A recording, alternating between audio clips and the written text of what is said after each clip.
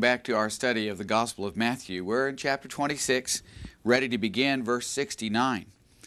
Now Peter was sitting outside in the courtyard. We had noticed earlier that in verse 58 that Peter had followed at a distance as far as the courtyard of the high priest. And now we're picking up the story once again on what is happening with Peter. We had been mentioning as we studied through the Gospel of Matthew that the word follow was a very important word. And now Matthew tells us that Peter followed at a distance. You know, there's some spiritual symbolism to that. Is it possible to follow Jesus at a distance? I don't think so. You know, Peter, in this physical way, was illustrating a spiritual truth. That if we're going to be a follower of Jesus, we're going to have to get with Jesus and work with Him, serve with Him. You know, denying ourselves and taking up our cross. Not following at a distance, but showing people by being right with Jesus that we are truly a disciple of Jesus. But Peter here is following at a distance. All right, so he's outside the courtyard, and a certain servant girl came to him and said, "You too were with Jesus the Galilean." Notice that she identifies Jesus as a Galilean. Of course, the reputation of Jesus was that he was from Nazareth of Galilee. And Jesus did, in fact, reside in Capernaum of Galilee. So this designation makes sense from the people's perspective. But he denied that he had been with Jesus before them all. So the servant girl has put Peter in a very difficult situation. The hostility against Jesus is rising, but nevertheless, Peter has an opportunity to disarm some of that hostility by defending Jesus. But perhaps she catches him off guard, or Peter is one that is very confused about what's going on right now. And so he says, "I don't know what you are talking about." And when he had gone out to the gateway, another servant girl saw him and said to those who were there, "This man was with Jesus of Nazareth." And again he denied it with an oath, "I do not know the man." So now he's believing that he's going to have to, in even a stronger way, by swearing that he doesn't know the man in order to get people to leave him alone and to back off. And a little later, the bystanders came up and said to Peter, "Surely you too are one of them, for the way you talk gives you away." Now that particular thing about the way Peter talks is something that is unique to the Gospel of Matthew. And Peter must have had a distinctive way of talking, obviously maybe an accent that was different than the people spoke here, and that identified him as, "You're not from around here, are you? Your speech gives you away." Well, he began to curse and to swear, "I do not know the man." Well, the strong affirmation that Peter gives here by cursing and swearing is that which would certainly betray one for to having been with Jesus or not having been with Jesus. A follower of Jesus is not going to talk this way. So it starts out with the first, which was just a denial. And then Peter has to go a little bit stronger in his denial by saying, swearing with an oath that he doesn't know the man. And of course, Peter's lying in that. And then when we get to the third, his language, his cursing and swearing in verse 74 further separates him from Jesus. Now, in all probability, the curse was that which would have been pronounced upon himself, something that would be, may I be accursed if I do in fact know this guy, or if I'm a disciple of this guy. So he's wishing a curse upon himself if he in fact is lying. Well, immediately a cock crowed, and Peter remembered the words which Jesus had said, "Before a cock crows, you will deny me 3 times." Back in chapter 26 and verse 34, Jesus had told Peter, after he was so bold in his affirmation of allegiance to Jesus, and now the cock crows, and that was a distinctive way of Jesus telling Peter that before the day dawns, you will have denied me not once, not twice, but 3 times. And now, sure enough, Peter denied Jesus, and in a very strong way. And so now he remembers. And it says that he went out and wept bitterly. Peter is ashamed of himself. And this was a kind of quality and characteristic that endures us to the man. We understand about a person's weakness and failures, and certainly we have our own, as did Peter. But Peter was one, when recognizing what it is that he had done, and remembering that Jesus had said, you are going to deny me 3 times. That was something that was very difficult for Peter to deal with. And he goes out and he weeps bitterly. All right, let's proceed on to chapter 27. Now when the morning had come, all the chief priests and the elders of the people took counsel against Jesus to put him to death. Now this says all of the chief priests and the elders of the people. And so it looks like the entire Sanhedrin is now assembled, whereas before it would have been a much smaller number during the night. But now all 71 perhaps are gathered together against Jesus to put him to death. So they are all assembling with one major point in mind, and that is they want this man put to death. And they bound him and led him away and delivered him up to Pilate the governor. So they have a plan, but their plan still needs some help from Pilate. Then when Judas, who had betrayed him, saw that he had been condemned, he felt remorse and returned the 30 pieces of silver to the chief priests and elders. All right, this suggests that Judas did not expect Jesus to be condemned. This was not at all what that he had envisioned with his plan of delivering Jesus up for the 30 pieces of silver in the first place. And so he says in verse 4, I have sinned by betraying innocent blood. But they said, what is that to us? See to that yourself. All right, let's turn to a couple of passages that help us to understand what it is that would be said about someone like Judas and what he has done. First of all, turn to Exodus chapter 23 and verse 7.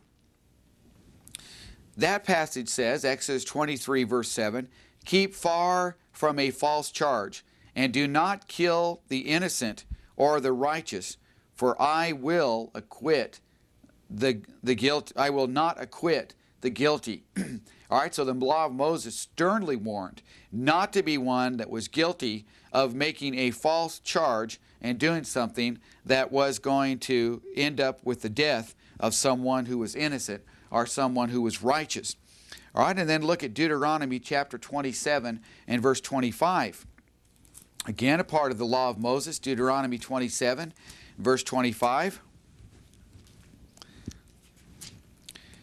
Cursed is he who accepts a bribe to strike down an innocent person. And all the people shall say, Amen.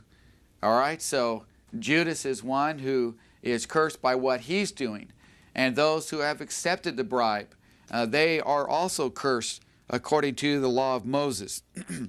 All right, so he says, I've sinned in betraying innocent blood.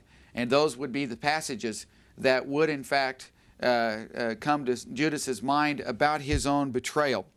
Notice also that Judas adds the words, I have betrayed innocent blood. He is now bearing witness that Jesus has done no wrong, and that the blood of this man, who Judas can now see that that blood of Jesus is about to be shed, he does not want to betray that innocent blood. And when they said, what is that to us? See to that yourself. That's a way of saying, we're not concerned about your conscience, Judas. You got a problem with what happened, then you go off and you deal with it however you need to deal with it, but don't concern us with your problems. Well, Judas was used, and now he sees that he was used. and the Sanhedrin got what they wanted from him. And so now they're busy proceeding with their plan to put Jesus to death. They don't care about Judas.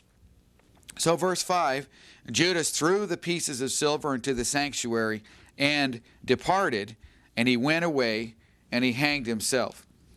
There was no way that Judas could keep this blood money. His conscience at this point would not allow him to do that. And he could see that things were going very badly for Jesus, that there was at this point little hope, if any hope at all, that Jesus was going to escape the cruel plan of the Sanhedrin. And so Judas, unable to deal with his part in the death of Jesus, goes, throws the money into the sanctuary, and he commits suicide by hanging. Well, there is a lesson certainly for us in this, and that is, don't let sin destroy you. What Judas had done was, in fact, a terrible sin against the Son of God. But was it possible that Judas could have received forgiveness for his betrayal? Certainly he could have been forgiven if he had taken the proper steps to have this sin forgiven, just like Peter in his betrayal and made it right with his Lord. Just because we make some mistakes, maybe some very, very big mistakes, sins in our lives, we ought not to let those sins destroy us. David was one, after the sin with Bathsheba, who had recognized that he had done a very, very terrible thing and had sinned against God. And in that beautiful Psalm 51, David pours out his heart to God, saying, I must have been an awful person to have done this. I need my heart to be completely created anew. That's the sort of penitent attitude that we should have. Unfortunately, it was not the attitude that Judas had. All right, so here is one that was motivated by money. We know that Judas was pilfering from the money bag that the disciples had as they went from place to place. And so seeing himself in not so positive of life, he is unable to deal with what he has done. All right, verse 6 says, and the chief priests took the pieces of silver and said, it is not lawful to put them into the temple treasury, since it is the price of blood. Now, do you see this just oozing with the hypocrisy of the chief priests? They're concerned about the temple and the purity of the temple. Oh, they're not going to allow this blood money to stay in the temple and in the treasury. But they are not concerned about justice, fairness, the equity. They're not concerned about whether an innocent man, as Judas just testified that Jesus was, is in fact just that, an innocent man. They don't care about that. So they're very, very two-faced. They're concerned about the temple, but they're not concerned about that which was right. It would have defiled the sanctuary if they had put the money into the temple treasury. So verse 7, and they counseled together, and with the money bought the potter's field as a burial place for strangers. Now, they put the money to what they thought would be good use, buying this field, this potter's field, and it was going to be a graveyard for those people that they do not know. The traditional place for this potter's field is on the south slope of the Hinnom Valley, near the junction with the Kidron.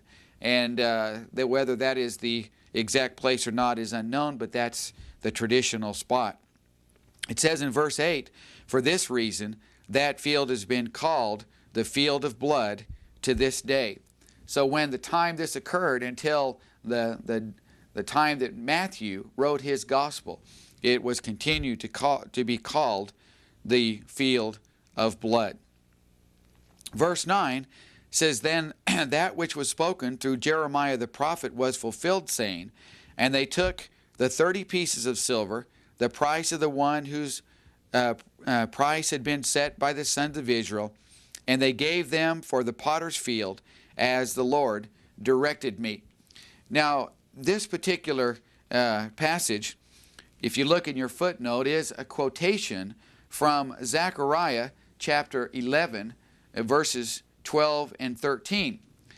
But the text in Matthew says that it's a quotation that comes from Jeremiah. Now this has caused obviously some confusion as to what exactly is going on here.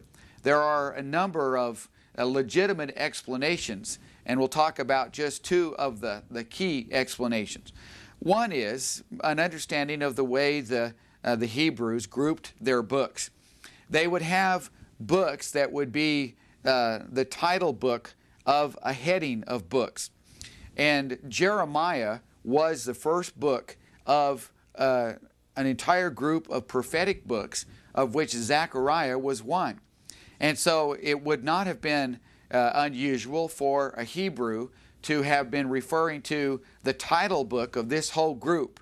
And Matthew is going along with that, saying, in Jeremiah, it says.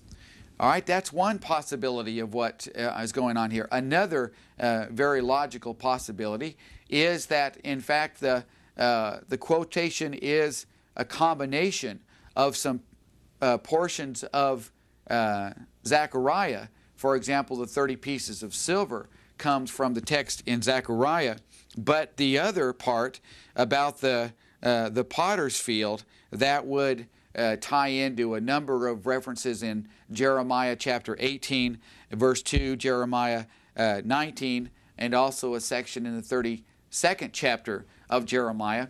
And so the reference to Jeremiah could be more specifically referring to those passages in Jeremiah, not to the section in Zechariah. All right, so those are some very viable explanations here. All right, now you'll notice then that Matthew, as he's trying to prove that Jesus is fulfilling Old Testament prophecy and that the events around Jesus are fulfilling Old Testament prophecy, that demonstrates that this is what's happening with the price, with the potter's field, and so on. All right, verse 11. Now Jesus stood before the governor, and the governor questioned him, saying, "Are you the king of the Jews?" And he said to him, "It is as you say." Now what's happening here is we're picking up back with where we left off at verse 2.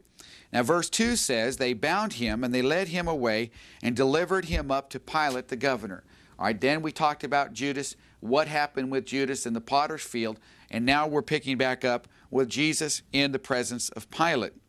So Pilate the governor is questioning him, and he says, "Are you the king of the Jews?" Verse 11. Jesus says, "It is as you say." All right, so he easily and quickly affirms that what Pilate asks is true, because it is true. Jesus is the king of the Jews, not the kind of king that they were recognizing. And as we read further in the Gospel of John, the 18th chapter, Jesus explains to Pilate that he is not a king like they are thinking of a king, but instead what he is a king in a spiritual way. He explains to Pilate that my kingdom is not of this world. So that would not be an affront to Pilate, nor would it be an affront to the Romans for a person to say that, yes, I'm a king, but I'm not a king of anything on this earth. And while he was being accused by the chief priests and elders, now you've got to visualize this scene. He is in the presence of Pilate. The chief priests and the elders are in the room with him, and these charges are being hurled at Jesus, to which Jesus is making no response. And it says, Pilate said to him, "Do you not hear how many things they testify against you?" All right, look at all of the charges. Now, these chief priests and elders, by this point in time, have really got their information together, and they're throwing charge after charge after charge at Jesus. And he says, "Aren't you hearing about the many things that they're testifying against you?" So there was a considerable amount of evidence that was being thrown at Jesus, accusations that are being made. none of which are true, but these accusations are being made nevertheless. Jesus chooses not to respond in verse 14 with regard to even a single charge. Jesus has all of these charges, and you know that every single one of these charges Jesus could have proven as false. One by one, he could have dismantled every single charge. And so once again, we see evidence that Jesus is having to work hard to get himself crucified. He could have escaped the cross. He could have called down the 12 legions of angels and got himself out of any of these situations. But his resolve and his determination to go to the cross for our sins is what we're seeing demonstrated in this whole section. Well, this really amazes Pilate, verse 14. He is not used to seeing someone who's being accused of things that are worthy of death, so much so that he's used to seeing people that are defending themselves as best they can because they don't want to die. They don't want to be put to the cruel Roman death, but instead Jesus is sitting there not saying anything in regard to any of these charges, and it really amazes Pilate. Verse 15 says, "Now at the feast the governor was accustomed to release for the multitudes any one prisoner whom they wanted." All right, this was a typical practice that whoever was governor, in this case Pilate, would do. And they were holding at that time a notorious prisoner called Barabbas. Well, political prisoners, like Barabbas was a political prisoner, was often very popular with the masses, and to release such a political prisoner would have increased the official's popularity. Now, we do have some other documents that refer to a Barabbas during the time of Christ, and whether this is in fact this Barabbas, we're uncertain, although a number of scholars are convinced that it is. And his full name, interestingly enough, was Jesus Barabbas. And so Pilate could very well be saying in verse 17, "Do you want me to release for you Jesus Barabbas or Jesus who is called the Christ?" All right, which Jesus would you like to have released to you? Now, we know from John chapter 18 and verse 40 that Barabbas was a robber, and we know from Mark's account, chapter 15 and verse 7, that he was a murderer. So this was a man that Pilate would probably rather not let go, but because of this custom and his desire to be pleasing to the people, he is entertaining the thought of letting Barabbas go. But in all probability, Pilate feels quite confident that Jesus, the Christ, will be the one that they choose to have released, because Jesus, as Pilate well knows, is very popular with the multitudes. The masses would have most likely chosen Jesus, the Christ. All right, so it says he knew, verse 18, that it was because of envy that they had delivered him up. Well, what does that mean? Well, it was the envy that they had because of the popularity of Jesus.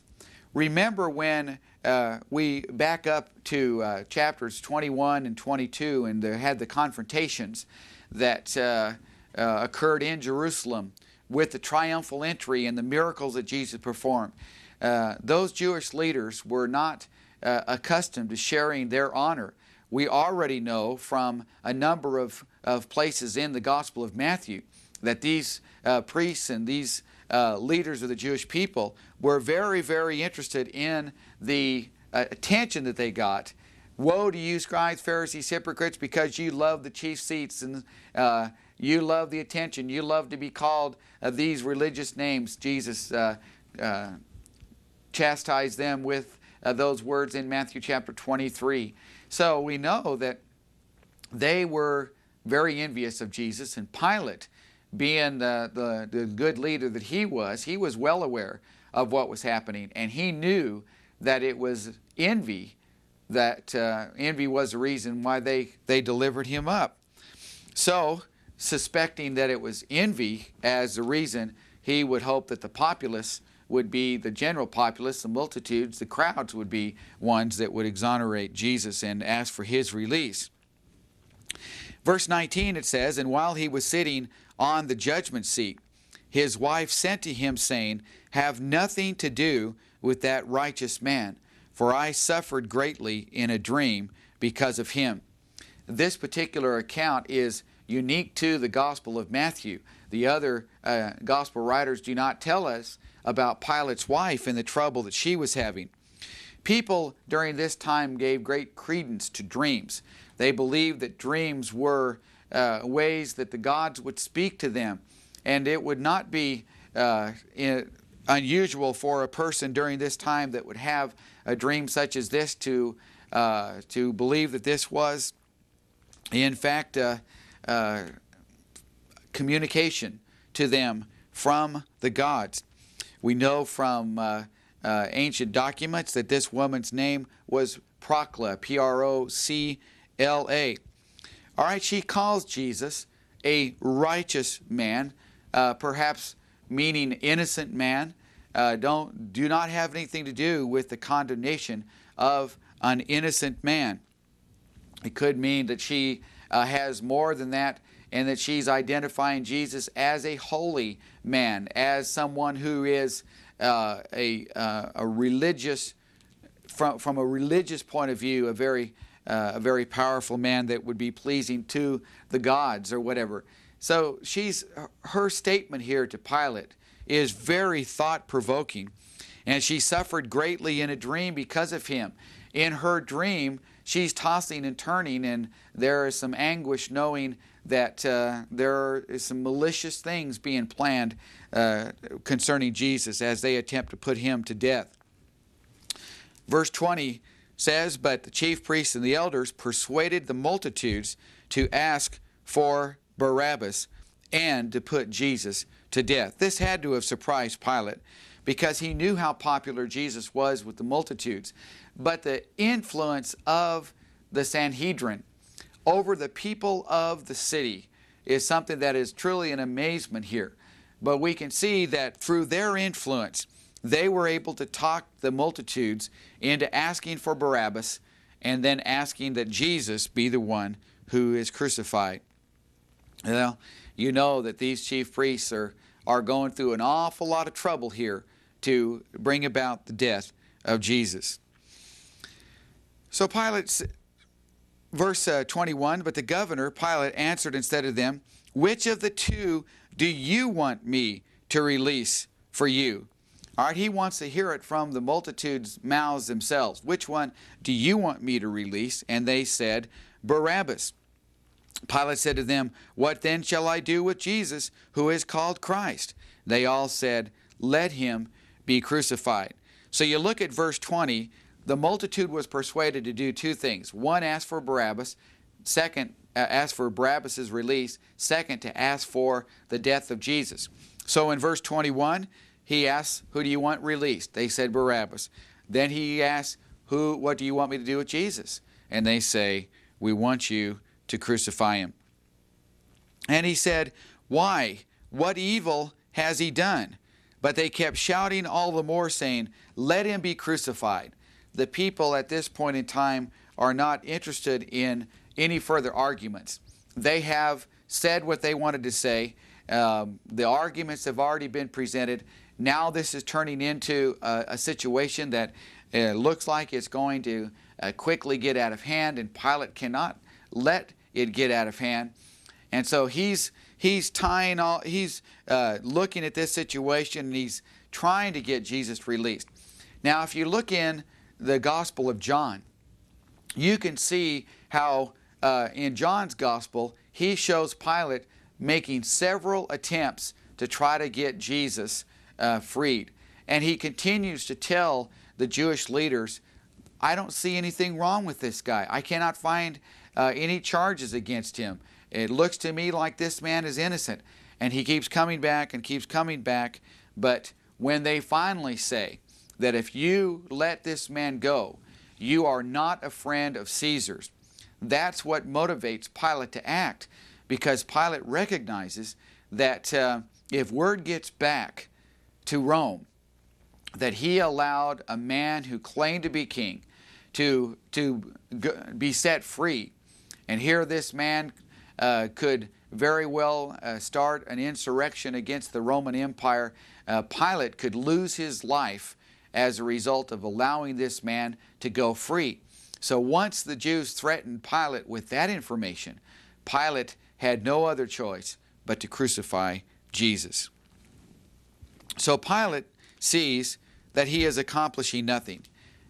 Although his wife told him to have nothing to do with this man, and although in his own examination of Jesus he found no charges that were legitimate charges against him, he recognizes that he's not getting anywhere with the Jewish leaders or with the people of the city of Jerusalem. And he sees, but rather, that a riot was starting. Well, his job was to keep peace within the city, to be the kind of ruler that when problems arose, he could resolve those problems. He certainly didn't want to be the instigator of a riot, and he would have been charged with such if he doesn't deal with this situation. So he took water and washed his hands in front of the multitude, saying, I am innocent of this man's blood. See to that yourself. Now, it's probable that Pilate was thinking that this went along with what his wife asked him, have nothing to do with that righteous man. Well, he's washing his hands free of this. He is demonstrating that he doesn't want to have anything to do with this man at all.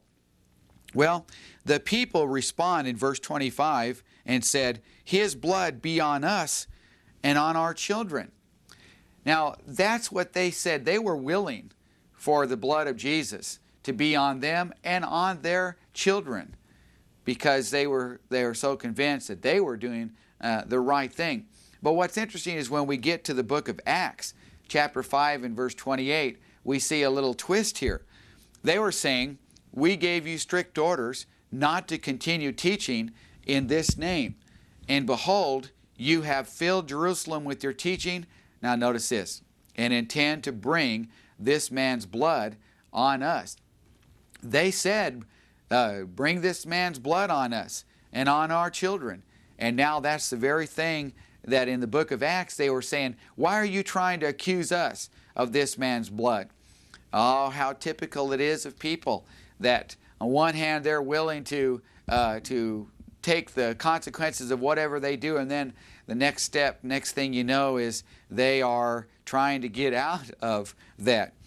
Well, let's not forget, these are the very people in Acts chapter 2 verse 38 and Acts chapter 3 and verse 17 that were offered forgiveness for their part in the crucifixion of Jesus. All right, verse 26 says, then he released Barabbas for them, but Jesus he scourged and delivered over to be crucified. We know from the book of Acts that you could not scourge someone who was a Roman citizen. Like with Paul in Acts 22, verse 24 and following, it was not lawful to scourge an individual that was a citizen of Rome. Jesus, however, not being a citizen of Rome, he was one that could be flogged. And in fact, Jesus predicted back in chapter 20 and verse 19 that he would receive this kind of treatment. Now, flogging or scourging was something that had been known in and of itself to kill an individual. The scourge was a whip-like thing with leather extensions that came out of it. And on the end of those leather extensions would be pieces of rock and glass and metal. And while that scourge would go around, it would lodge itself within the person, would be stretched out like this, maybe having his hands wrapped around a stake so that the skin on his back would be extended. And then the scourge would go around and those pieces of glass and metal would lodge themselves in the midsection of the person. And the person would then rip and it would tear all the way around. And it's easy to see how such could cause such tremendous damage to the human body that in and of itself it could have taken the human life. Well, with Jesus, he's already shedding his blood. He's suffering greatly. He predicted that he was going to have to endure this Roman scourging, and that's, of course, what's happening here. Verse 27, it says, "Then the soldiers of the governor took Jesus into the praetorium and gathered the whole Roman cohort around him." A Roman cohort, or a battalion, your Bible may say, was somewhere between 400 and 600 men. So you can see that there's a rather large contingent of soldiers around Jesus. And they stripped him and put a scarlet robe on him. All right, scarlet was the color of the monarchy. The king would wear scarlet robes. And so in a mocking gesture, they put this scarlet robe on Jesus. And after weaving a crown of thorns, so the diadem that the king would wear, and we have coins that demonstrate that with the Caesar having things emanating from his crown, kind of look like extensions. The crown of these long thorns would be something that would kind of mimic that. They put that on his head, and a reed in his right hand. So now you've got the ruler's staff, the sepulcher in his hand, and they kneel before him. They mock him, saying, "Hail, King of the Jews!" So in this entire situation, we can see the antagonizing, the mocking that Jesus is having to endure. And then in verse 30 it says, "And they spat on him, and they took the reed and began to beat him on the head."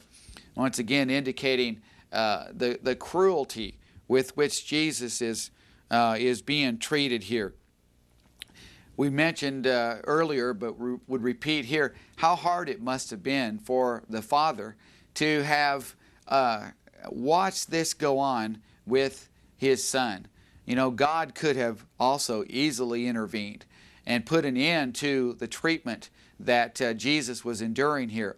But because he so loved the world, he is having Jesus go ahead and suffer at the hands of these wicked men.